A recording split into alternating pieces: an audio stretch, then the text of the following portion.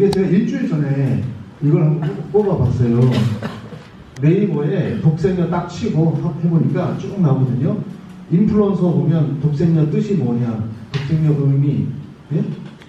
독생녀 뜻, 통일교 한학자 김건희 특검, 예? 독생녀 뜻이 뭔가 뭐 알아보니 뭐 말하는 독생녀 뭐 이렇게 나오거든요. 근데 제가 하나하나 다 들어가 봤거든요. 친구가 아니에요. 뭐 경제 가르치고 무슨 예? 무슨 영어 가르치고 막 이런 사이트인데 이걸 다루더라고요. 그러니까 굉장히 뜨거워요. 근데 지금 이제 일주일 더 지났잖아요. 더 뜨거워요 지금은. 그러니까 이 사람들은 지금 뭐냐면 처음에는 그냥 가십거리로 가십 예? 이렇게 가십거리로 이렇게 비난을 했는데 들어보니까 뭔가 궁금증이 생기는 거예요. 이게 그러니까 사람들이 다 어떻게 보면 매몰돼가지고 굉장히 많은 그 언론에 매몰이 돼가지고 따지지도 않고 막 욕을 하거든요. 그런 사람도 있어요, 물론 있는데 한편에서는 왜 저렇게 난리야, 뭐가 문제인데 하면서 자세히 들여다보는 사람도 있다는 거예요. 이 사람들이 왜냐면 잘못하면 뭐 실없는 소리, 또 실없는 사람 아니야? 이런 얘기 들을 수도 있고, 또 잘못하면 또 자기도 모으면서 남을 욕한다는 게 말이 안 되잖아요, 스스로. 그죠? 그러니까 조금 더 들어가 보는 거예요. 근데 들어가 보면 뜻이 이 사람들 다 그런 거예요. 이게 독생녀. 야, 이게 좀 긴가민가하다. 독생자하고 대응되는 뜻은 알겠는데, 네? 그러면 독생자가 예수님 아닙니까? 그죠? 예수님이 메시아로 왔잖아요, 그죠? 예수님은 우리가 볼 때는 인간이지만 기독교인들이 볼 때는 하나님입니다, 하나님. 네. 하나님이 인간의 몸을 쓰고 오신 거예요. 신이에요, 신. 그러면 한학자가 신이라는 거야? 이런 거거든, 지금. 제가 카페에서 실제로 들었어요. 실제로. 카페에 앉아있다가 앞에 여자분이 두 분이 앉았는데, 야, 너 한학자 독생녀라는 거 들었어? 하면서 두 사람이 얘기하더라고요. 그래서 자기가 예수님인가 봐. 예수님인지 아나 봐. 자기가 하나님이래. 막 이러면서 얘기를 하는 거예요. 그러니까 기독교인들은 독생녀 하면 딱 연상되는 게 독생자가 연상되는 거예요. 그러면 독생녀? 그러면 하나님이네? 자기가? 이렇게 오해를 하는 거죠. 근데 절대 그렇지 않잖아요. 우리가 볼 때는. 그죠? 근데 이런 것들이, 그러니까 진실이 이게 많이 양산이 돼가지고 우리 목사님들 설교할 때 설교가 유튜브에 계속 올라가고 전국 300개 교회가 전 세계적으로 많은 교회가 계속 일주일에 한두 개씩 계속 올라간다면 이게 진실이 밝혀지거든요. 그런데 이게 묻혀요. 이런 것 때문에 오히려 진실이. 너무 안타까운 사정이에요.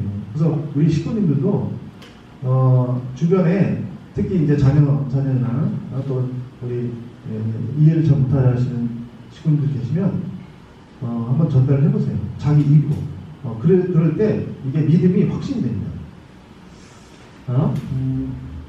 이런 그 독생녀가 이제 핫하게 된 것은 어머님께서 특검에 나가셔가지고 1시간 동안 내가 독생녀다. 그리고 대통령도 내 말을 들어야 돼. 그런 말씀을 하셨기 때문에 이게 더 뜨거워진 겁니다. 그러니까 어머님은 생각해보세요. 지금 독생녀론이 나온 게 2014년에 나왔거든요. 2014년. 그러니까 10년이 넘었어요. 저희가 저기 강릉도 갔죠, 여기. 그죠? 희망전진대 강릉 갔죠. 그 다음에 월드센터도 갔죠. 그죠? 그 다음에 서울 같은 경우에는 킨텍스에서 10만 명 대회한다고 했어요. 거기 뭐 대단한 사람들이 다 모였어요.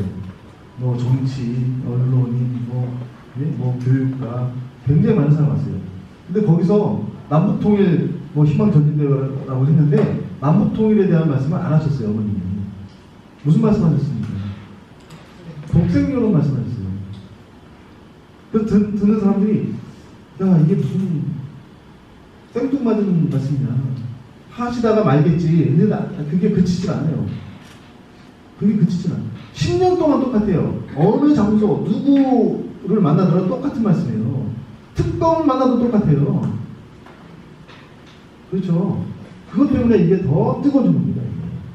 그게 본질입니다, 본질. 그러니까 독생녀가 중심 인물이죠. 그죠?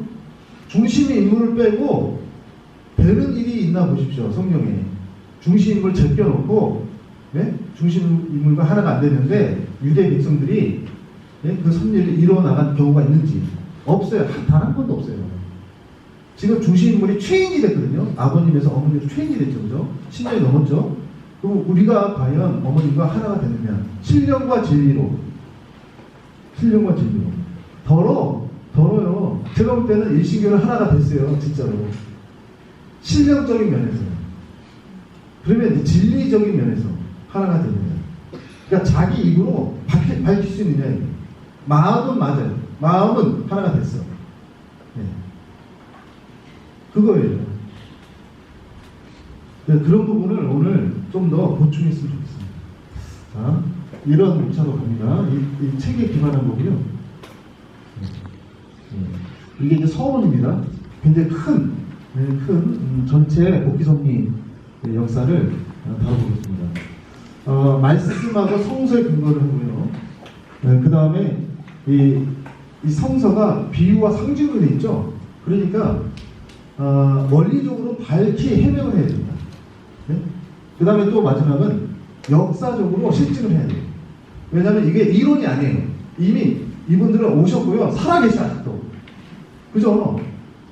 그 시공간, 역사적인 시공간에 있었기 때문에 다 흔적이 다 있어요. 그렇기 때문에 이것은 이론적으로 얘기할 게 아니고 언제 어디서 누가 뭘 했는지를 밝혀야 돼요. 실증을 해야 된다는 얘기예요.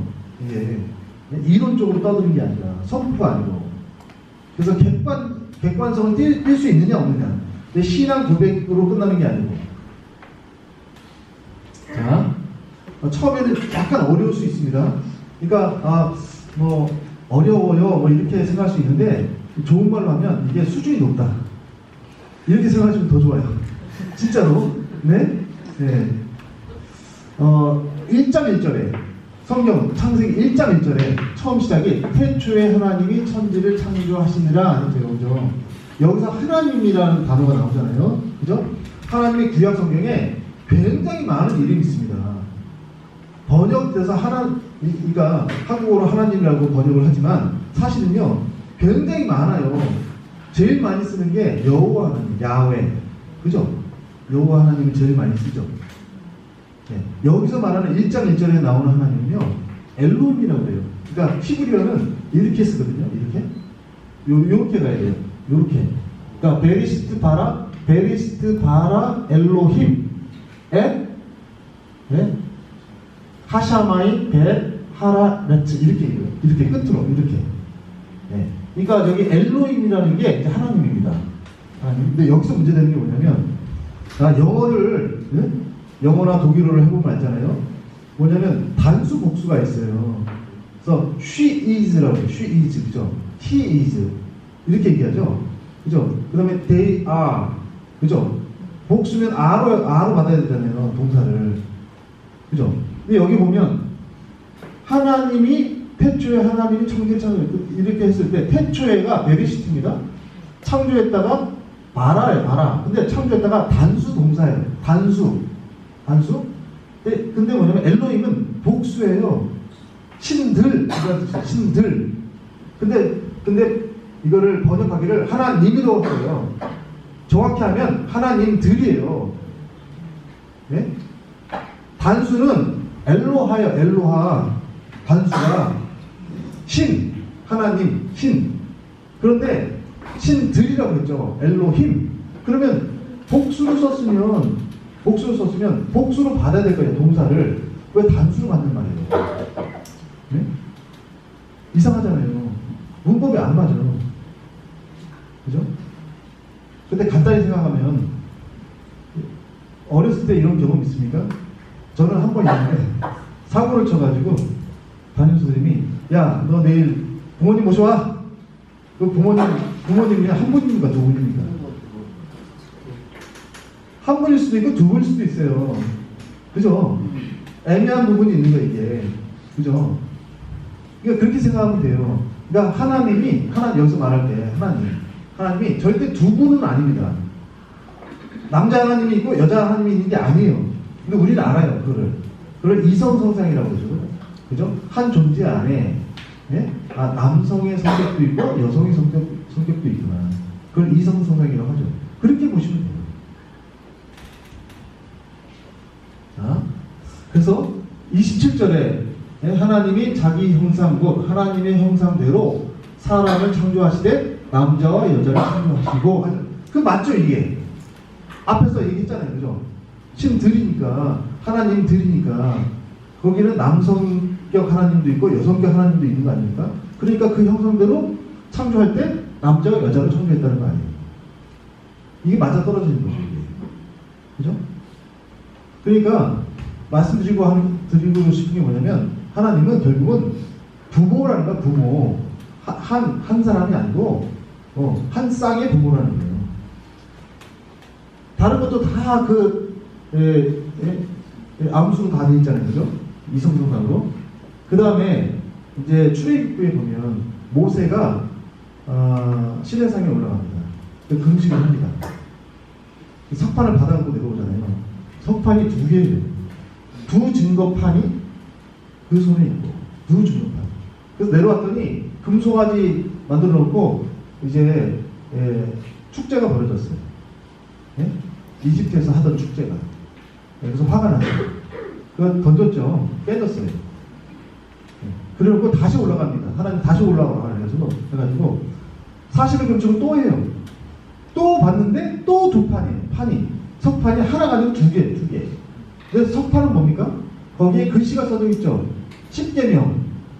그죠? 그러니까 따먹지 말라라고 하는 계명을 어겼다가 이제 어느 정도 시간이 지나서 복귀섭리가 진행된 다음에 그 계명을 다시 주는 거예요.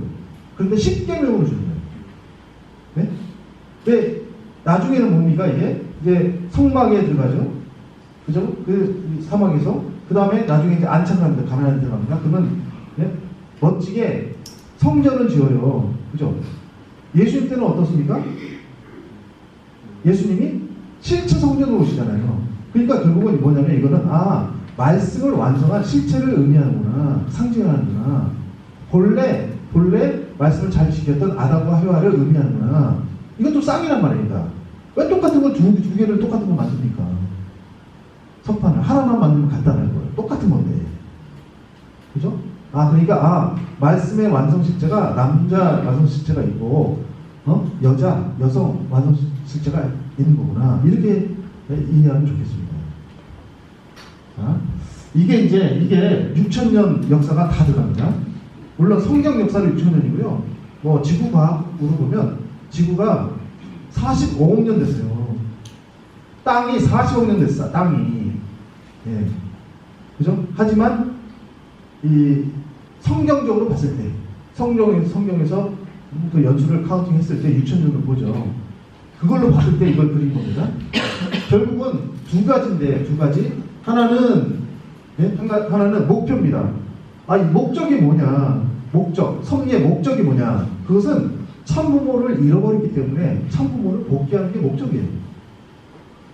아담 해와를 지었는데 참부모가 안 됐잖아요. 그죠? 잃어버렸어요. 그래서 독생자, 그 다음에 성령이 오셨어요. 예수님이 오셨고, 그때 독생자가 못 왔기 때문에 성령이 오셨어요. 그래서 영적인 참부모가 됐어요. 그 다음에 어떻습니까? 이제 2000년이 또 지났어요. 그죠? 지금이에요, 지금. 재림주님이 오셨죠? 이제 독생자가 오셨네요. 그죠? 근데 실체를 지었잖아요. 사람으로 오셨잖아요, 사람으로. 영적인 존재가 아니죠. 그러니까 실체 참부모가 됐죠. 이분이 창조 이상세계, 우리가 얘기하는 천일국, 공생, 공영, 공유주의 세계를 추진해 나가고 있는 거예요. 이게 목적이에요. 또 하나 있습니다. 그럼 어떤 방법으로? 그게 바로 분립섭리. 그러니까 아담 가정이 타락했기 때문에 아담의 모체 안에 선성품도 있고 악성품도 있어요. 하나님도 대할 수 있는 조건이 있고, 하나님이 자녀를 지었으니까. 또 한편으로는 사탄을 대했잖아요. 그죠? 사탄을 대하는 그 조건이 다 있는 거예요. 내 한 개체 안에. 네? 그래서 나를 쪼개야 돼. 쪼개야 돼. 분별을 해야 돼. 나를 쪼개면 어떻게 되니까 내가 죽죠. 그러니까 자녀를 뒀단 말이에요. 자녀로. 가인과 아벨로. 그죠? 네? 그래서 가인과 아벨이 개인적인 차원에서의 분립성리라면 이게 이제 4,000년 지납니다. 예수님 오실 때. 그러면 이게 세계적으로 넓어져요. 국가, 민족, 세계적으로 넓어져 가지고 이때는 세계적으로 알렉산더 대왕을 통해서 헬레니즘 세계, 그리스 문화권을 이뤘단 말이에요. 엄청나게 큰 알렉산더 대왕이 동방 원정을 했잖아요. 그죠? 한편으로는 똑같은 시기에 헤브라이즘이 돕니다. 그게 뭐냐면, 그러니까 유대 민족사를 보면요. 한국은 식민지, 일제 식민지 40년 했잖아요. 그죠? 그거 가지고 진짜 한이 많아, 한이. 그죠? 근데 유대 민족은 그 정도가 아니에요. 아시리아의 식민지 당했죠. 그죠? 아시리아. 그 다음에 바빌로니아 식민지 당했죠. 그 다음에 페르시아 식민지 당했죠. 그 다음에 이제 알렉산더 대왕의 그리스의 식민지를 당했습니다. 예수님 오실 때는 어디의 식민지였습니까? 로마였어요. 5개, 엄청났던 5개 제국에 무려 800년 동안 식민지를 당했어요. 800년. 네? 생각해 보세요. 이스라엘 그 본연의 고유의 문화가 있겠습니까? 그 이름이, 그 사람들이 자기 이름을 쓰겠습니까? 네? 자기 말을 쓸까요? 안 그래요. 네. 예수님 오실 때도 히브리 안 썼어요. 아람어라고 하는 다른 말을 썼습니다. 예수님도. 다 잃어버렸어요. 문화를. 그래서 예수님이 오실 때, 이렇게 혼탁해서는 안 돼. 왜? 이방신을 다 모시고 있고, 다 바알신 숭배하고 있고, 네? 다신을 숭배하고 있단 말이에요. 유일신이 아니고. 그래서 성경에, 구약성경의 제일 마지막에 책이 말라기서예요. 말라기 선지자가 옵니다. 그래서 확청작업, 깨끗하게 확청작업을 해요. 예, 그래서 이방신 모시던 나쁜 관습 이런 것을 전부 청소합니다. 그 상태에서 예수님을 모시는 거예요. 그게 400년 전이에요. 그러니까 이 두 개의 문화가 동시에 일어납니다. 하나는 외적으로, 하나는 내적으로. 그 다음에 다시 이제 재림주님 독생녀가 오시기 400년 전에 똑같이 헬레니즘이 부활운동, 문화의 운동이죠. 르네상스 운동이 일어나고 또 종교개혁운동이 일어나요. 두 가지가 같이. 그래서 준비 작업을 하는 거예요. 그래서 두 개를 이제 동시성으로 볼 수가 있습니다. 그래서 지금 현재는 이 가인적인 세계가 점점점 넓혀져서 공산주의 세계를 형성했고, 아벨적인 세계관이 점점점 넓혀져서 민주주의 세계를 이뤘죠. 이 두 개를 아울러서 더 높은 차원을 승화시켜서 공생, 공영, 공의주의 세계로 가고 있는 겁니다. 이게 이제 표현한데, 구약, 신약, 성약으로 시기가 나와 있잖아요. 어떻게 구원 섭리가 발전했는가? 구약 시대에는 율법 중심이었습니다. 인간이 이제 종의 입장에 천사장의 꼬임에 빠졌죠. 그 천사장이 밑으로 떨어졌어요. 그러니까 종에 떨어진 거예요. 그죠? 그래서 한 단계 이제 올립니다. 그 종으로 올라오죠. 그게 율법 아닙니까? 율법. 그러니까 율법으로만 해도 사실 다행이에요. 법도 없는 경우도 많아요. 종을 부릴 때. 네? 근데 이제 율법을 통해서 종을 부리죠. 그죠? 이때 구원의 범위는 이스라엘 선민입니다. 그래서 계약 관계, 하나님과 계약, 법적으로 계약을 맺는 거예요. 그걸 이제 좋은 말로 언약이라고 해요. 이 범위는 이제 이스라엘 선민, 가정과 민족권이고, 이 구약 시대의 목적은요, 독생자를 준비하는 겁니다. 그 다음에 이제 한 단계 더 올라가죠. 신약 시대에 가면 이제 예수님과 성령이 구원의 중심자예요. 영적인 부모님이. 네? 그래서 인간은 종에서 한 단계 더 올라갑니다. 양자가 이제 중생을 해가지고. 이때는 이제 구원의 범위가 세계 기독교권, 그래서 영적인 세계권이에요. 그러니까 한 국가가 아니고 세계로 다 퍼졌죠, 기독교가. 그죠?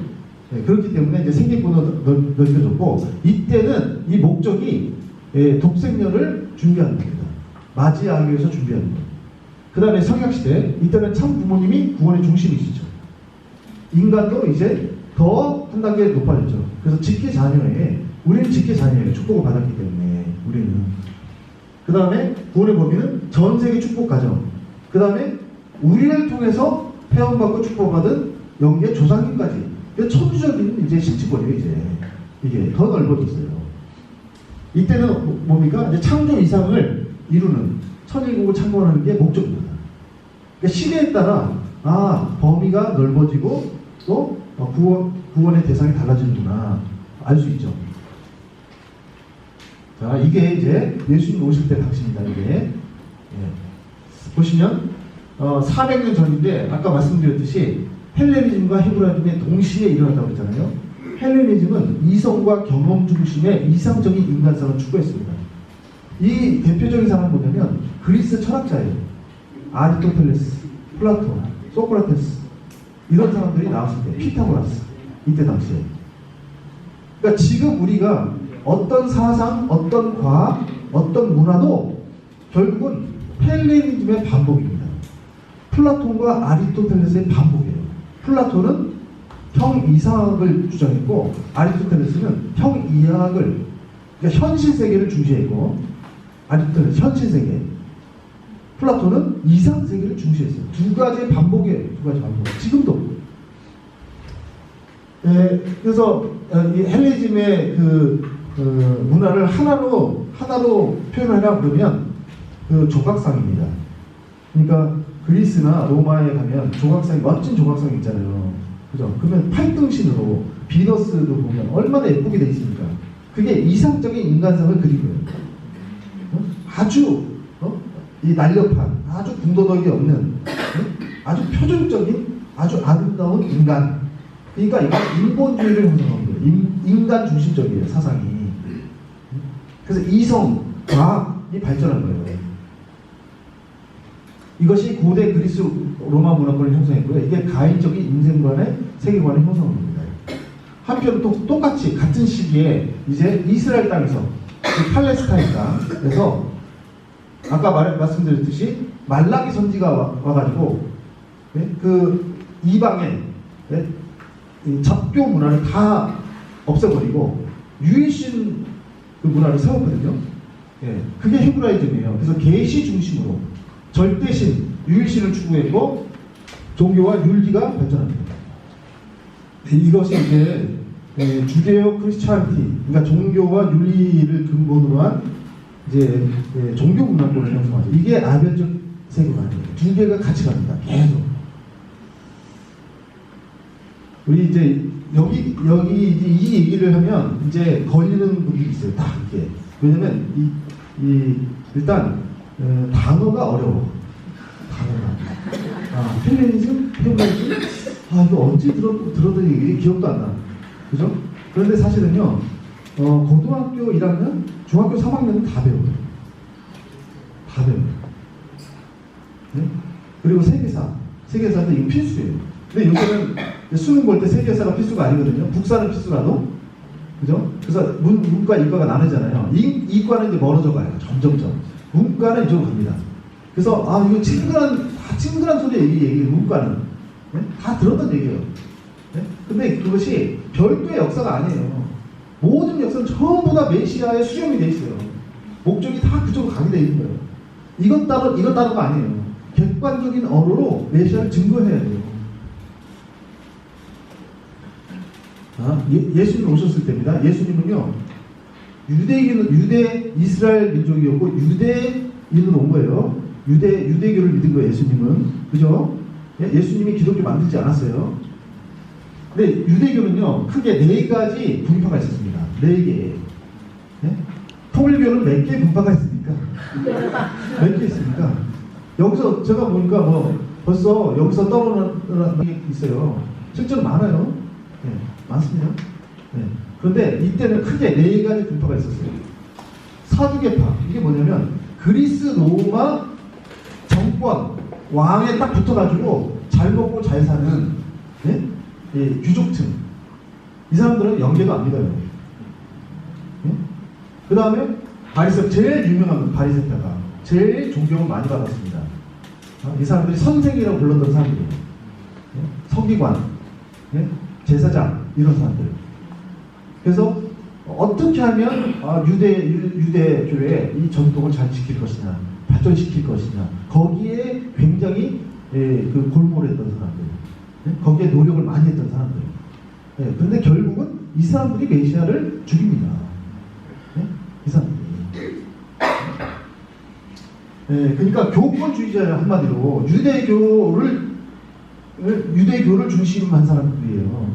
그러니까 새로운 복음을 받아들이지 못했던 사람들이에요. 한편으로 열심당이라고 있어요. 젤롯당이라고 하는데, 여기는 뭐냐면 예수님이 메시아가 오셨는데, 메시아가 우리 유대 민족을 해방시켜 줄 것이다. 독립시켜 줄 것이다. 그러니까 지긋지긋한 거예요. 지금까지 식민지가.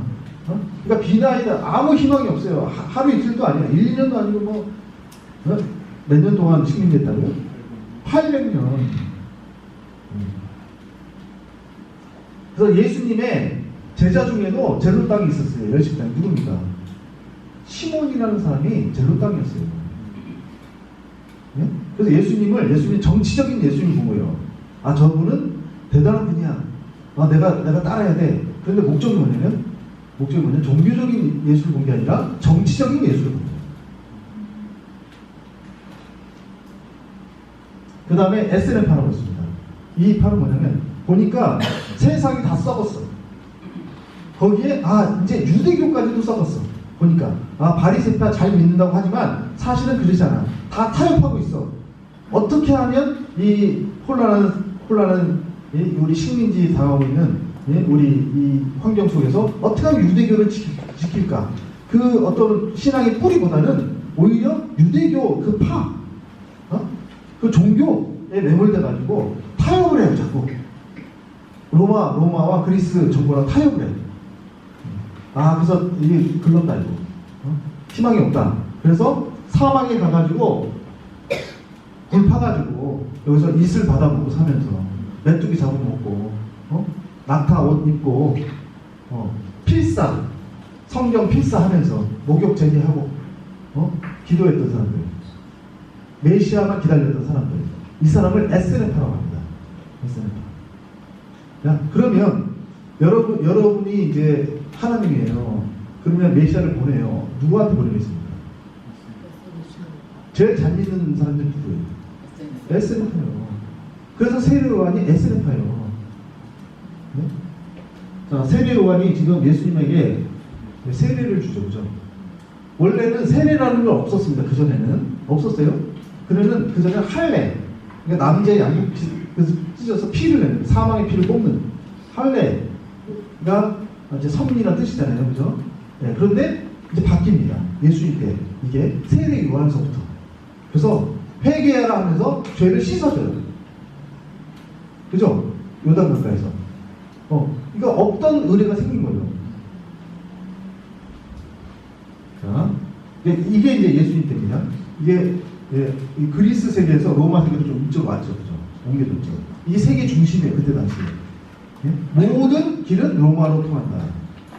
그죠? 아주 외적으로는 환경이나 법이나 이런 것들이 굉장히 잘 돼 있었어요. 그래서 복음이 받아들여지면 순식간에 세계로 퍼질 수 있도록 그런 외적인 환경이 조성이 돼 있던 때입니다. 그래서 예수님이 세례요한, SNF의 세례요한과 하나가 되잖아요. 그러면 유대교를 품에 안습니다. 그 다음에 이스라엘 민족, 전체 민족을 등에 업고 이제 이스라엘 독립을 하는 거예요.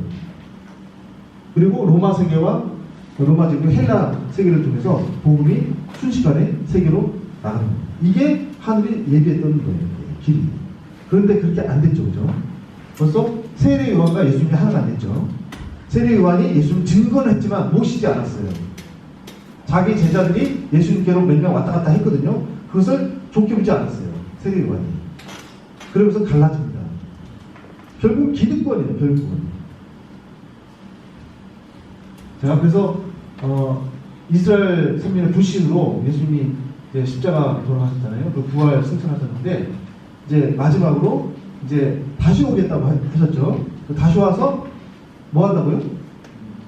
어린 양 혼인잔치 하신다고 하죠, 그죠? 어린 양 혼인잔치가 뭡니까? 결혼식이죠, 결혼식. 예. 자, 어린 양이라고 하는 게 뭐예요? 어린 양. 선남, 선녀? 어린 양. 여기서 말하는 어린 양 혼인잔치 어린 양. 어린 양이 재림주를 얘기하는 겁니다. 재림주.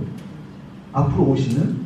근데 왜 어린 양이라고 하냐면 아주 순한 재물이다. 재물. 네, 하나님이 받을 수 있는 재물. 다른 거는 못 받아요. 받을 수가 없어. 너무 포악하고 성질이 급하고 그래서 깨끗하지가 않아서. 그래서 어린 양으로 네, 이 상징적으로 표현한 거예요. 하나님이 받을 수 있는 유일한 재물.